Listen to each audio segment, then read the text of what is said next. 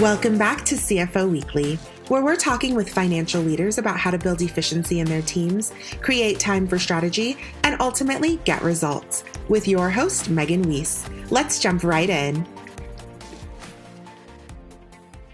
Today, my guest is Victor Wong. Victor is the CFO of Flip, a planning and savings app that helps shoppers provide for their families by making life more affordable. As CFO, Victor is responsible for leading the development and successful execution of Flip's strategy, as well as the operational effectiveness of the company.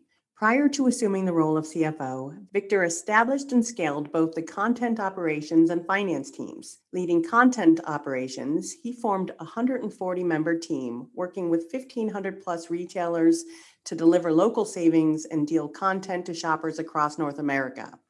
In leading the finance team, he helped raise more than $60 million in 2 rounds of financing. Before joining Flip, Victor spent 8 years at Ernst & Young, 6 years in the assurance practice, and 2 years in the transaction advisory services group, working on both buy-side integration and transaction diligence. Victor graduated from Western University with an honors business administration degree. He also holds a chartered professional accountant's designation. Victor, thank you so much for joining me today. Yeah, hi, Megan. Thanks for having me on your podcast. Yeah, I'm really looking forward to this discussion. Today, we'll be talking a bit about your experience and how to scale quickly when working in a hyper-growth environment, all while implementing processes, structure, and systems, and of course, managing change. So first of all, tell me a bit about yourself and how you got to where you are today. Yeah, great.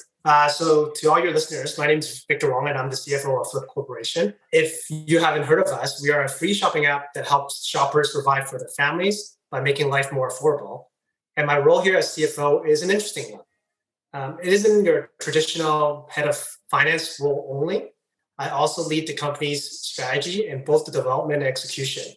And also, given the finance role and the finance role in nature, also look after the operational effectiveness of the company. So that's where it keeps it interesting. And in terms of kind of my evolution at Flip, the CFO role isn't the only hat I've worn. So I've been at Flip now for 9+ years, almost 10. I was team member 21, I believe, if I recall correctly, back in the lexicon. And so I've also actually helped the operations team, and I also dabbled with running the engineering and data teams as well for a short period of time. So seeing various different things, got exposed to various different things as well. So that's definitely kind of the model that I operate on is never take no for an answer and always look for each of these projects as a challenge. And so that's always been how I kind of see the world. One of the big things that has helped me to get to where I am today is also listening to feedback. So everyone that I've worked with has a different point of view and different perspectives. So it's always interesting to kind of take a step back and sit and actually listen to what others have to say. And if someone's willing to actually give you time and give you that feedback, take that time to listen to it. And I think that's really has helped me get to where I am today, is listening to that feedback and then also pursuing things that people say can never be done, but seeing it all the way through until you deliver the results. Yeah, to your point about the feedback, it's not always comfortable to get that feedback, but if you can take it and turn it into something positive, it's always great for your career. No, it absolutely is. Absolutely is. And you mentioned that you were team member 21. What is Flip up to now? Yeah, so Flip, just again, a little bit more for your audience here. Like I said, we're a free app that helps shoppers provide for their families. But behind the scenes, at the crux of this, we are a retail technology company. So our focus here is really to reinvent the way that people shop.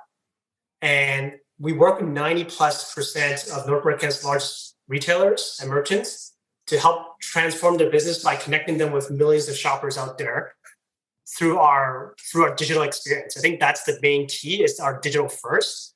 A lot of the advertisements before were still focused on the paper aspect, the really tactile aspect of it. And we are trying to lead the way with our merchant partners to say, how do you think about that digital first? And what does that actually look like in terms of delivering a message to the shoppers out there? And out of curiosity, how does the app work? Yeah, so It's one of the big things for us is really around the weekly shop. That's where we want to ensure that we are providing the most value to the chief decision maker. That's what we call it. The chief household decision maker is providing them with the ability to find their local savings and deals. So we know how difficult it is, especially what has happened over the past year and a half or so with COVID. Job losses and things like that, and the cost of just living has gone up. And so like I said, our mission here is to provide for their families, to help shoppers provide their families by making life more affordable. So we help them find the locals and savings and deals that are around them. And so it all starts off with your zip code. You punch your zip code into our app, and it shows you the stores that are around you. And I think one of the things that I'm most proud of is our ability to provide shoppers and our users with the ability to find things that they're trying to provide for their families on a weekly basis. So like, where's the best place to find chicken breast to cook that meal? Or if you're vegetarian, where's that best place to find the spinach or kale? And our app I would say it does a great job at that, because we do work with the retail partners on providing that type of content to our users. So that's really how it works. Like, you go in there, you see the weekly shopping ads, and there's a search feature, and you can actually look for products that you're interested in purchasing for your family. But we try to provide that in a very easy to use format. And obviously having it on an app on your phone makes it much more convenient than, say, a piece of paper or other mechanisms for advertising. Yeah, that's awesome. So important these days. I mean, not only because so many people are out of a job, but it just seems like prices right now are skyrocketing. Right. Yeah, exactly. So as you look back throughout your career, are there any particular stories or moves that stand out in your mind as turning points for you? Yeah, I would say that there definitely are. So I would tend to say I had the traditional finance upbringing to get to where I am today. Graduated from a business degree. And the goal was there to get my accounting designation. So after university, I was lucky enough to join one of the big four. So I actually joined Ernst & Young and spent about 6 years in the audit practice, and then 2 years in their M&A group doing post-merger integration and due diligence. So definitely the traditional accounting upbringing for me, working at the firm right out of university. And so in professional services, as you can imagine, you get exposed to a variety of situations and experiences, but you're never really the decision maker in any of those situations. You're usually there spending time looking at the problem, looking at the data, doing the analysis, and making the recommendations through usually a report writing or a presentation, but you're never there to make the decisions. And sometimes based on the way that engagements works, you don't even know actually what decision got made because you already moved on to another engagement. So I definitely learned a lot of the firm, but spending 8 years there really kind of like honed in on what I wanted to do next in my career. It really was about owning something and taking that responsibility and that accountability and be able to be that decision maker, because like I said, I truly wanted to own the decision and be accountable for something that is important to move the business forward. And so I would say that's probably the turning point on what I have seen in my career. It's like I could have definitely continued my career at Ernst & Young. It was a great place. Like I said, great place to learn, great place to start. But that's when an opportunity at Flip popped up. And it was at that time that I decided to make that move because of my desire to, again, be part of the business, be part of the management teams that actually shapes the future of that business. And needless to say, that was definitely a big step in the career, because not only was it out of the comforts, let's say, of a well-established company like Ernst & Young, it was going to a startup. And then at the same time, I also had my first child. So all in all, a combination of factors, but happy I took that risk and happy to kind of make that next step in my career at that. Yeah, having come up through public accounting myself, I can relate that you can make a lot of recommendations, but you're not ever the one that's actually implementing anything. No, absolutely. And so based on kind of experiencing that, like I said, I could have been there for many more years to come, because you do get that breadth of experience, seeing various industries. It's definitely never boring. But like I said, I think I value that ability to own something and be accountable and responsible. And so that was kind of what I learned about myself through that career journey, and caused me to kind of take that next step. So let's touch a bit about what you've accomplished since you've started at Flip. Yeah, great. So like I mentioned, team member 21. So we were fairly small, and this was 2011 when I joined. So that definitely goes back in time. And so been very proud of being part of a leadership team that has shaped the growth of the company. So seeing it from being employee or team member 21 to now we're almost at 400 team members strong. Some of the accomplishment I would say that I've led at the business was building that operations team, even though, and I'll get into this in a second, building an operations team from scratch to now that's 100 plus strong and services over 500 retailers across North America. That was definitely an accomplishment. And just to wind it back, I was asked to run finance, obviously on paper as part of the offer letter. But on my first day coming in, the CEO at the time also said, "Hey, like, are you? Do you know anything about processes? How about you take on this operations team as well?" So happy to take that challenge on, like I mentioned. But that was how I got my kind of first foray into operations. And so with wearing both those hats, like I said, helped build the operations team as well, but also helped on the finance side raise our Series B and C, a total of more than $60 million in funding. So that was also exciting to kind of dabble in that finance side.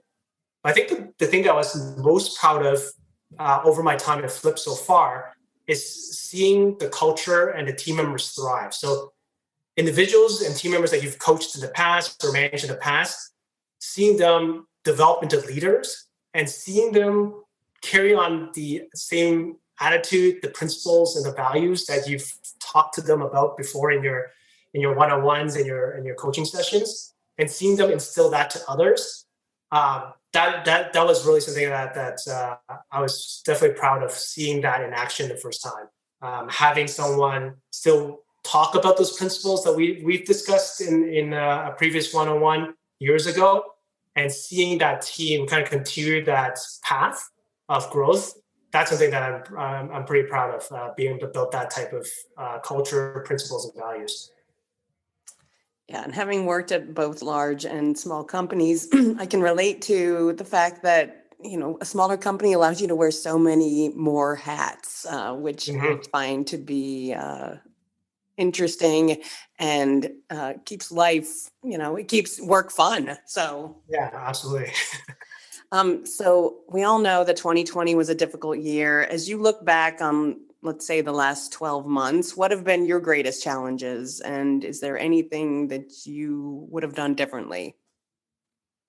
Yeah, we're kind of reflecting on and we're in Canada, so we're definitely not out of the woods yet in terms of the pandemic that's impacting us.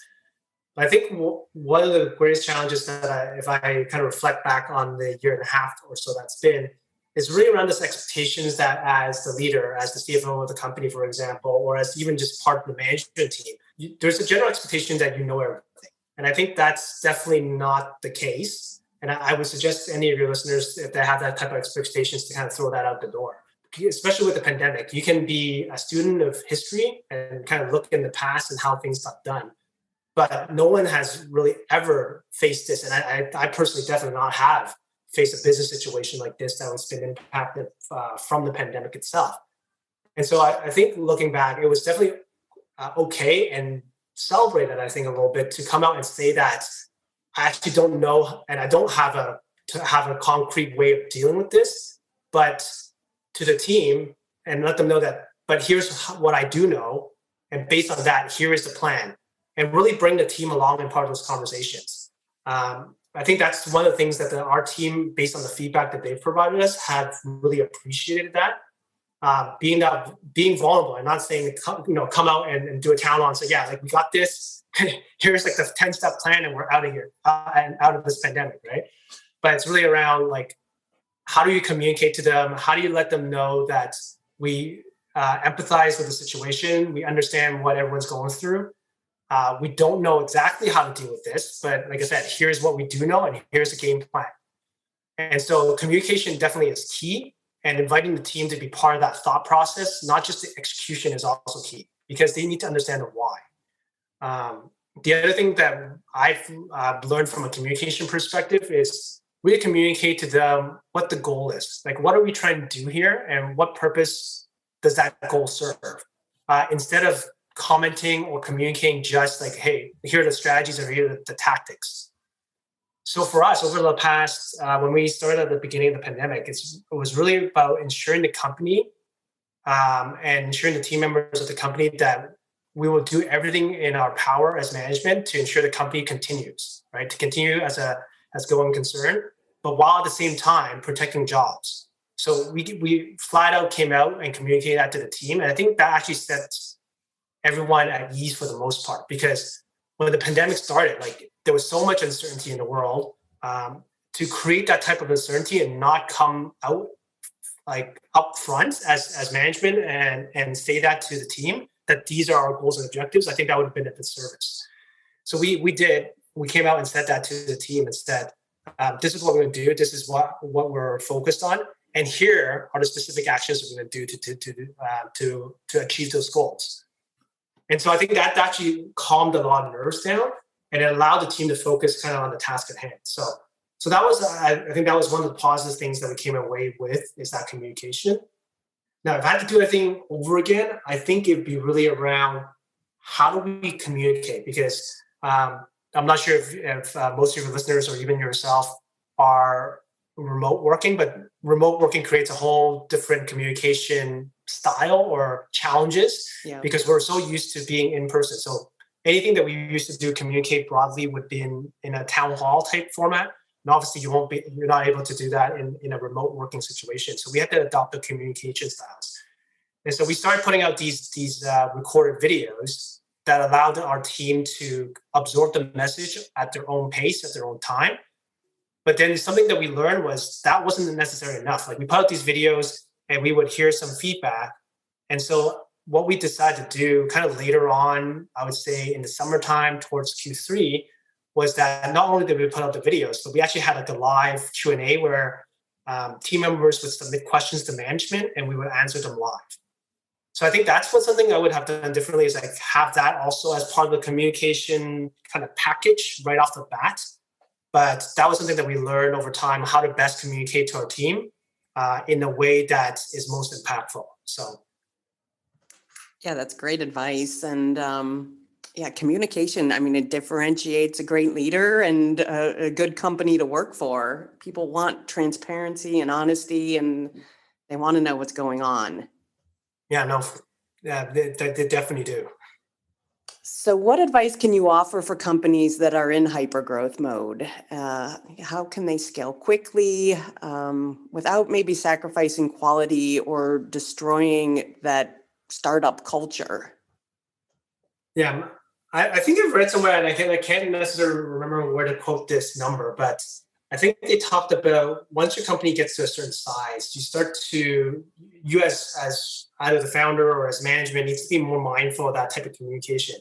I think from a personal experience, I would say that's probably around like team member number 50, where once you kind of cross over that threshold, and obviously it's not a black and white threshold, that you have to be more mindful of how you communicate. Going back to the point that you made earlier, how important communication is.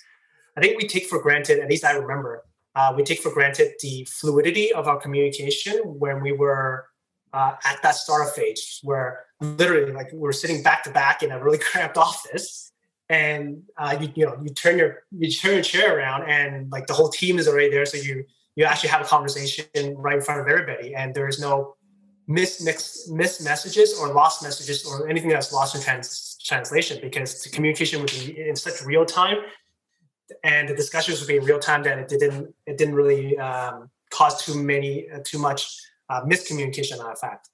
But once, as you can imagine or visualize, at a size of 50 plus, it gets harder and harder. People are in different offices, potentially people are on different floors. And so the communication there is definitely key to both to your points about without sacrificing quality and still be aligned to the goals and objectives of the company, but also not about destroying your culture. And I would say for those that are still in the early stage startup, culture is definitely something to keep in mind, but nothing that needs to necessarily get memorialized yet. One of the things that we've done was at around team member 50, we started to discuss as a management team things that the non-negotiables, right? So what are our principles? What are our values that we stand for this company? And we started writing those things down.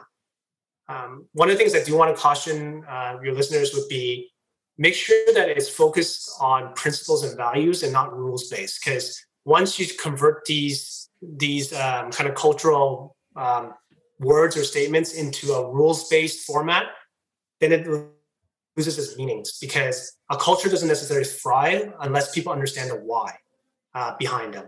And I'm lucky enough, like I said, being someone that's been early on, I can provide a story or a situation to every single cultural and principal values that we established as a team, because I lived and breathed all those things.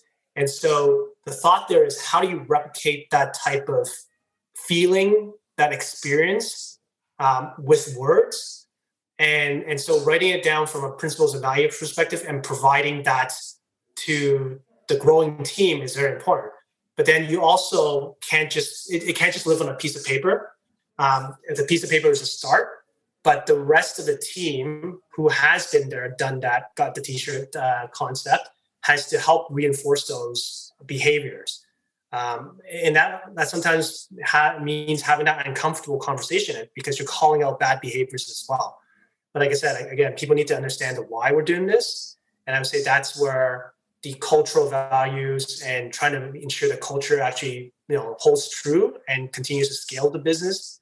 Those are the key things. Writing them down, what they are, and having people understand the why, but also making sure that everyone lives out the culture on a day-to-day basis and not be afraid to call out bad behaviors. Yeah, I like that. So holding true to what's important, but allowing the company to continue to evolve as well.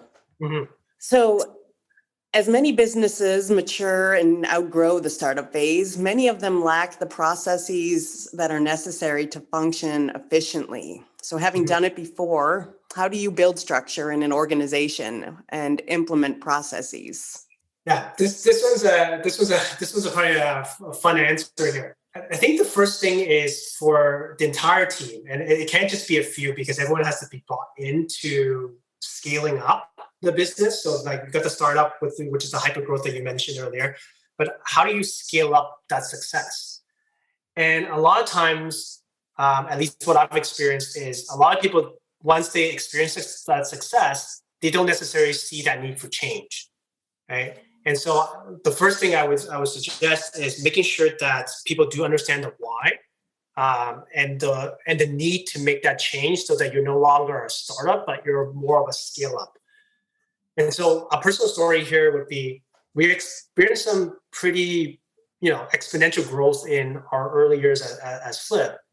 And so as the CFO and head of finance, the question was always like looking ahead at the future, and to your point, wanting to install some processes, again, not to the nth degree, and install process for process sake, but process to help actually scale up the business.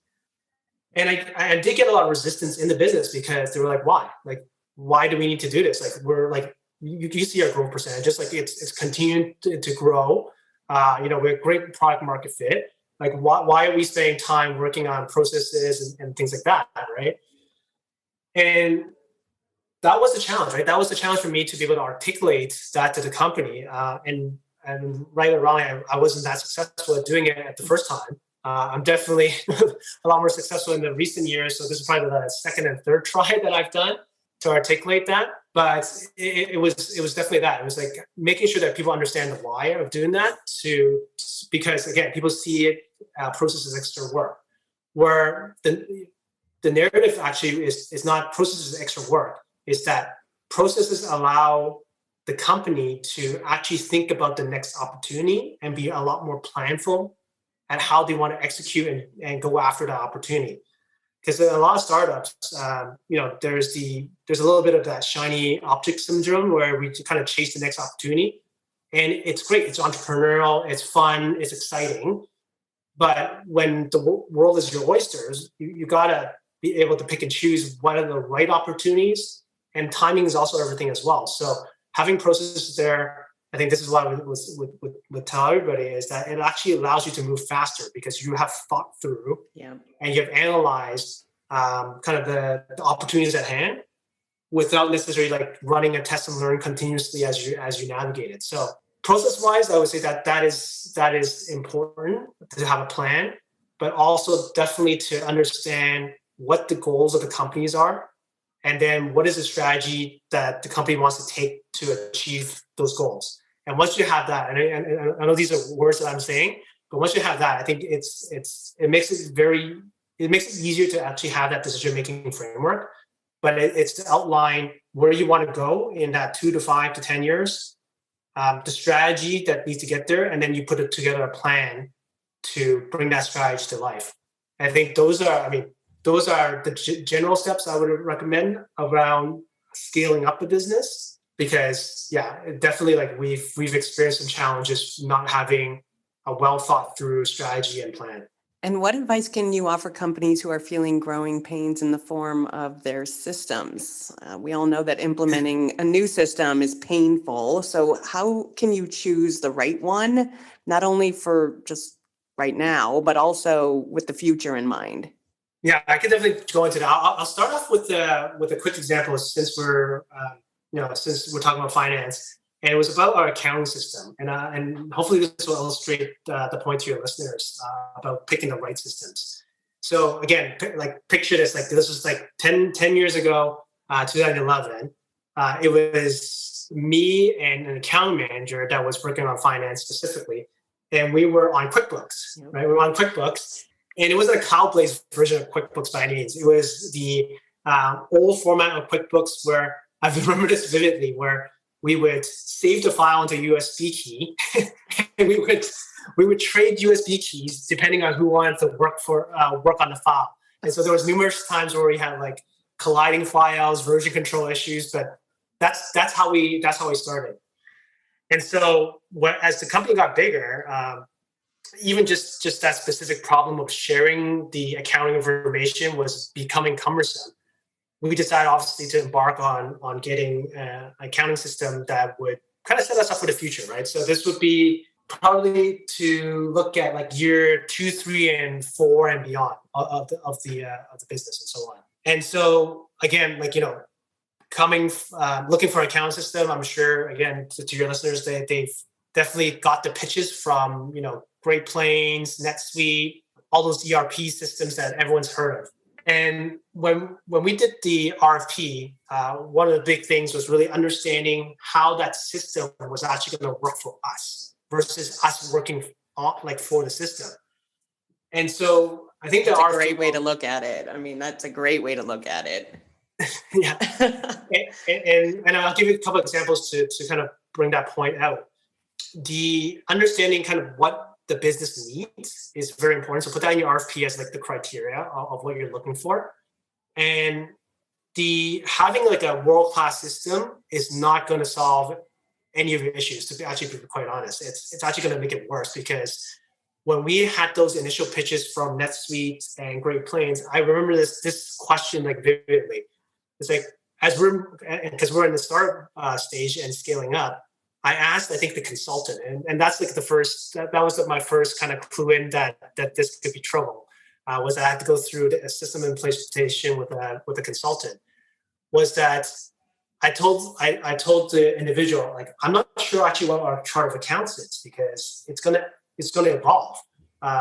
We got new lines of business, we got new products, we got new expenses, we got new strategies, right? So I actually don't know how here's our existing chart of accounts, but I'm actually not sure if you want me to lay out this new chart of accounts. I need to evolve, right? Like, it has to evolve the business. And so I asked the person, I was like, so if I do want to make that change after the system gets implemented, how am I going to do that? And they're like, well, you have to contact me. I'm like, oh. So every time I want to make a change to the chart of accounts, I need to reach out to you. And they're like, yes, because we need to do like a back-end implementation on it. And so I don't know what the system is, and I hope none of your listeners would take this as a knock about any of the system, because it's not. But that's how I was communicated about that product. So I thought to myself, I'm like, oh, that's not very helpful. I want to ensure that I'm basically in full control of my accounting system, because going back to that point, it needs to work for us. Like, I can't work for it. And so we actually ended up, we're off the system now, but this system served us well. We selected an online cloud-based system, because when we got down to the root of it, we didn't need all the bells and whistles that the NetSuite, the Great Plains system offered. Going back to the example, we really needed something that was actually pretty basic, because our accounting system at that time, or our accounting transactions, wasn't that complicated. We just needed something to solve the problem of sharing. So we selected a cloud-based system. It was on a monthly subscription fee, so it was like $40 a month. I can edit my own chart of accounts, but it served us great. It served us great for that phase of growth, for that scale up, because we were collaborative, because everything was on the cloud. We didn't have to worry about upgrading our versions. And then when the time our auditors came, which was really awesome, was the fact that we would track all the invoices were automatically either taken in through email and stored in an accounting system, or we would scan it in. And most of the time, by that time, everyone was just emailing PDFs, right? So when the time the auditor came in, they would just log in, like we give them like a read access login to our accounting software, and that was taken care of. Like, we didn't have to pull any necessary files for them. And so wrapping this whole kind of like the story up, going back for your listeners, is really around making sure you understand what you need out of that system. Like, what are some of the pain points that you're currently experiencing and potentially experiencing down the road? And don't look for that kind of everlasting solution. You will always probably evolve, right? As the business evolves, the systems will need to evolve as well. But what will serve you for the next 2 to 5 years? What are some of those pain points? Can you foresee some of those pain points? And so write that all down, and then go through an RFP process where, as you look at the systems that are out there, do those systems satisfy those criteria? And then obviously talk to your peers and your colleagues, those that have used the systems, because I've heard various pros and cons directly from them. But you could also get an understanding of how they've used it and kind of mirror that to how you will be using those systems. But yeah, definitely choosing the right one is making sure that you are the system's working for you, not you're working for the system. Yeah, I love that advice. And that's a great story. I feel like some companies, they want the world-class systems, but sometimes those world-class systems just magnify problems in the form of millions of customizations that need to occur. Yeah, absolutely. So let's talk about a topic that's of personal interest to me. I work for a company that is an outsourcer. So what are your thoughts on outsourcing? Yeah, so I give you a little bit of a background to my answer. And when we were starting out, when we looked at the business, based on how we were operating and our aspirations, I did some back of the napkin math, and there was no way we could necessarily keep the current in-house model for the way that we were working with the aspirations. So as I mentioned, like, we work with 90% plus of North American merchants and retailers. And so with that type of aspiration, we couldn't, a model of having everyone in-house on our operations team would not have worked. That was the back of the napkin math. And so we were looking at various options, and outsourcing wasn't the thing that just popped into our mind at first. So we're looking at some automation. We were looking at how reducing some of the scope. But when we played it all out onto onto the plan, none of those things actually made sense. And so the outsourcing thing was one of the things that actually made a lot of sense as we discovered it and as we considered it. I think one of the things to me that's very important about outsourcing is keeping your team internally lean, but then also give them the opportunities to develop and grow. I think that's like a very key crux of outsourcing. The outsourcing strategy to me is that. And so when I look at it, it's really about how do you find opportunities for your team to develop and grow, knowing that the transactional work still needs to be done. Like the transactional work's not going to go away. The volume probably will increase as your company grows as well. But how do you take care of that without necessarily leveraging internal resources? Because internally, they could do bigger and better things, and they can, and for someone to keep, it's not very motivating from a management perspective to have someone constantly doing transactional work either, right? So that was kind of the philosophy of outsourcing, and it was there's definitely some benefits of outsourcing as well for us. So through the operations world, we worked with vendors out actually in India and Philippines. And one of the biggest things was the time zone difference. So the Philippines being 12 hours, if I remember correctly, and India being 9 hours, you get that benefit of time, right? So you get that 24/7 type operations without necessarily staffing internally for one. Yeah. That is a great model to have, because you could, set it up so that you kind of head home from your day out in North America, and then on the other side of the world, they pick up the work and continue working on it. So it's a nonstop way to continue, and you kind of leverage that time. And so that's been great for us, getting that type of efficiency from a time zone perspective. And then the other thought there is really around, when we looked at outsourcing, some of our decision-making framework to outsource work is really around the process complexity. So picture like a 2x2 matrix. Process complexity, and then the context required to do the work. And so context required is always a difficult one. So if you are, say, running in like an onboarding with a client, that's probably work that's probably not outsourceable because of the context required to navigate through those conversations. But if you can put that in a process, if you could put that and put some guardrails around it using systems, then that might be a possibility. So this speaks to the process complexity of it. If you could reduce the process complexity through systems and additional guidance, then these tasks are ripe for outsourcing. Now, the other point I would also mention is that given my time in operations, I've also ported some of those methodologies to finance, and it's great. You get the same benefits: the time zone, the team development, all those benefits. So yeah, I'm a big fan of outsourcing. Yeah, and I mean, all of the benefits you mentioned are things that I see as well. Like a lot of our clients are able to staff appropriately because of outsourcing. They can now afford, the right team size. And you're right. I mean, there's not very many people out there that like the transactional work that's associated specifically with finance and accounting. So why not just give that to someone else and allow them to focus their time in ways where, they're providing value for the company?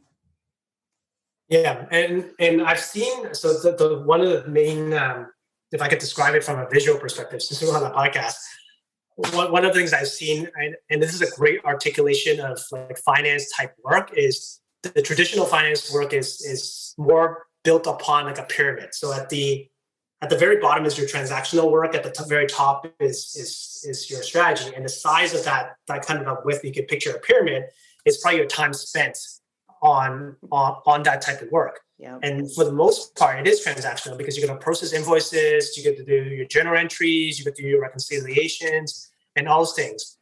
But what I really like is in the same kind of article that I saw was, how do you convert that pyramid into a diamond?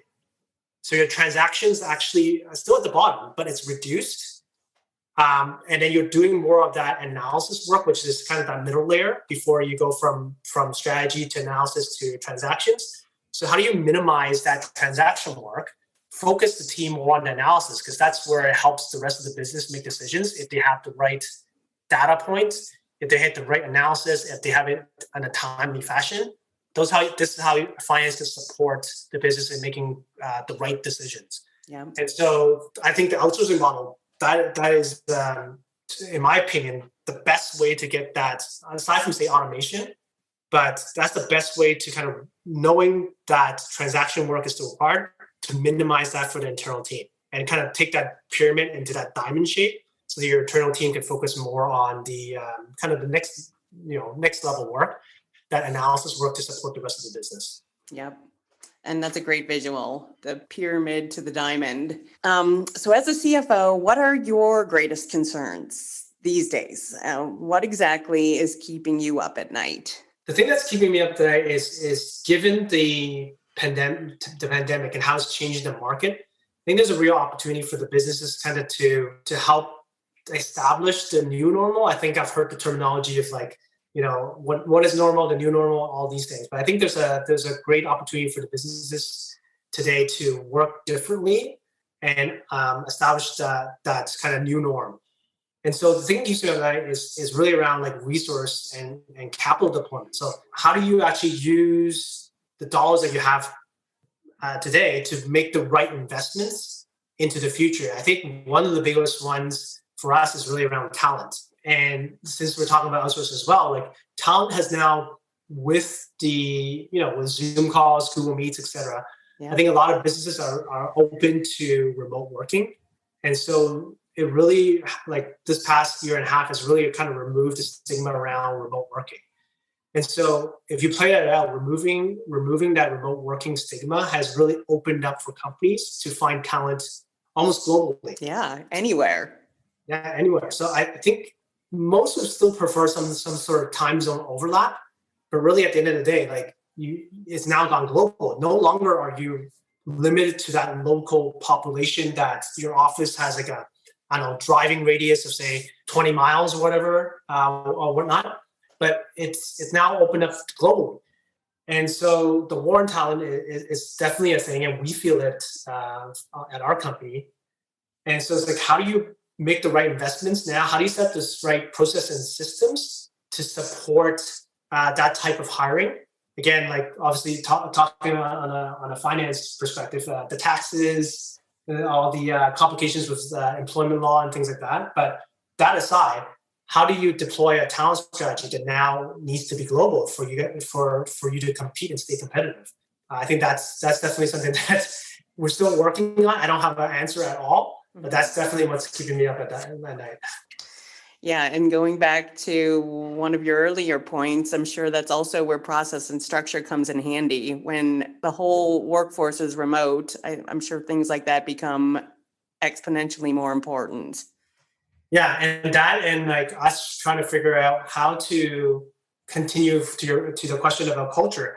How do you continue that in a virtual environment? Because there are certain things like, as I mentioned, like calling out bad behaviors and seeing those things and reinforcing those things happen more naturally, I would say, in in-person setting, or as naturally as it can. The virtual one needs to be adopted a bit. Like, I mean, we've been only in this world for about a year and a half, although it feels like 10 years.